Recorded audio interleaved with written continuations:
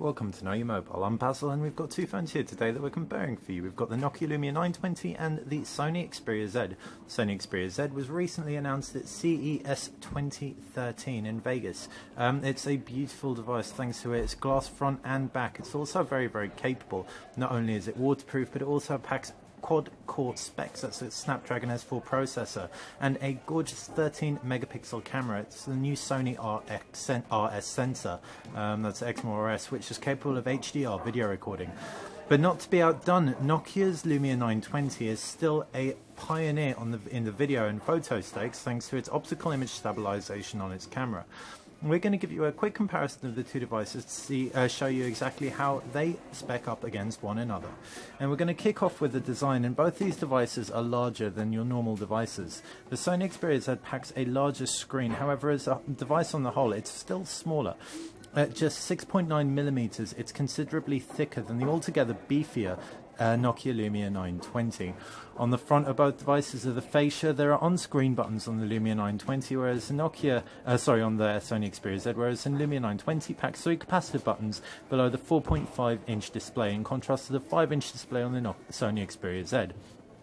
To the left side of the Xperia Z is a power button and a volume rocker, and to the right side no buttons whatsoever, just flaps for the micro SD card slot and the micro USB port. On the right side of the Lumia 920, volume rocker, power button and a physical 2-stage camera button with no buttons to the left. Up at the top, both devices have a 3.5mm headphone jack with a micro SIM card slot on the Lumia 920.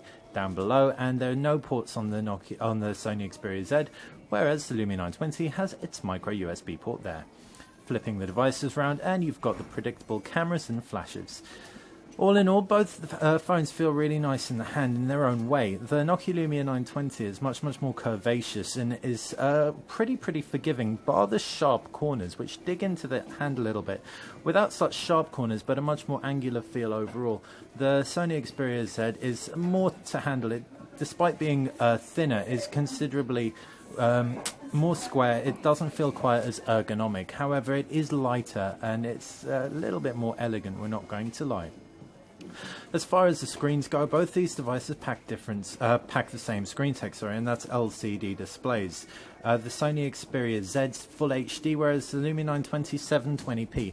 Pixel density on the Lumia 920 is still very high thanks to its smaller screen size, and we're definitely going to say that despite the Full HD display on the Sony Xperia Z, you're not going to be wanting for anything if you do go with the Lumia 920. The Lumia 920 has a bunch of really cool features as well that enable the touchscreen to work with your nail, for example, hypersensitive touchscreen. There are various other things that make the screen really stand out. Again, not to be outdone, the Sony Xperia Z packs its Sony Bravia screen technology and something called optic contrast, which is effectively a resin layer that is between the glass and the LCD display, and it produces great viewing angles and a gorgeous overall viewing experience. And we can attest to that. It does look great in the hand. Onto the operating systems, and both of these phones pack extremely different OSs. You've got Windows Phone 8 on the Nokia Lumia 920.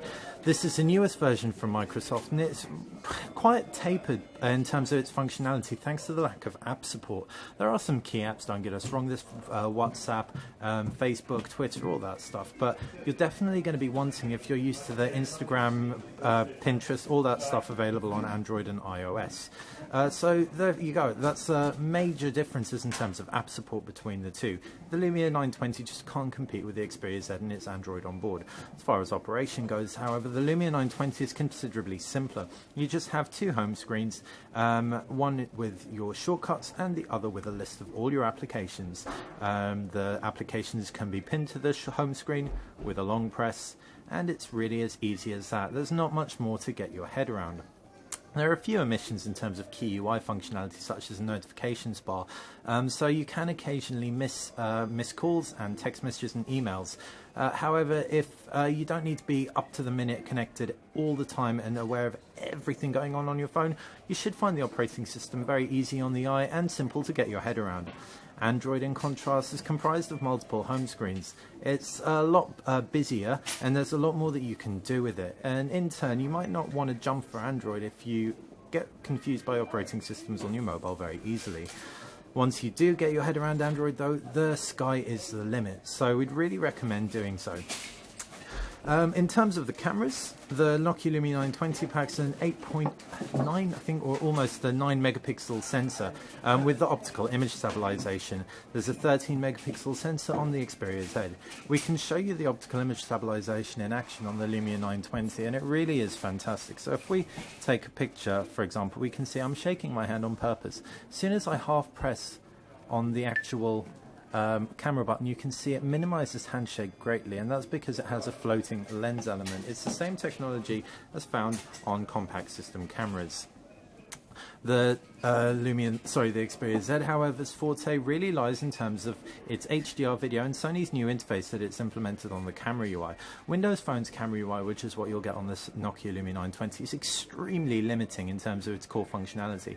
You won't get any of that with the Xperia Z. The Xperia Z's user interface is totally extensive. You can tweak the Jesus out of your pictures. There's also a great burst mode that lets you capture pictures at 10 frames per second. That's phenomenal. It competes with SLRs at the resolution that we're talking about.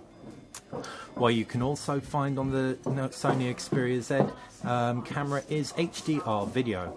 HDR video is is when you record 3 scenes, one at a higher exposure, one at a lower exposure, then it composites them together. What this results in is a more broad tonal shot.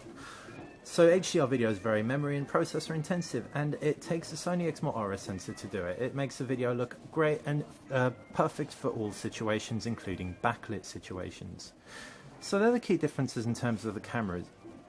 Moving on to the final part, and that is processor, and the Sony Xperia Z wins out hands down thanks to the quad-core Qualcomm Snapdragon S4.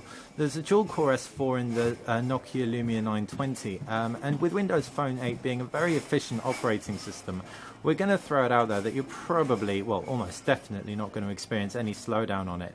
But if you want that 3D gaming, if you want all that power in your phone to really show off what it can do, then it's the Xperia Z all the way. So it's been a comparison between the Sony Xperia Z and the Nokia Lumia 920. The Sony Xperia Z's forte is really D-line in its operating system. It is weatherproofed as well, by the way. We didn't mention that. So it's submergible in water for up to 30 minutes at 1 meter. It's also got a great camera UI, which is totally malleable. The Nokia Lumia 920, in contrast with its unibody design, it's much more stylized and stand out. It's a bit bulky, we're not going to lie.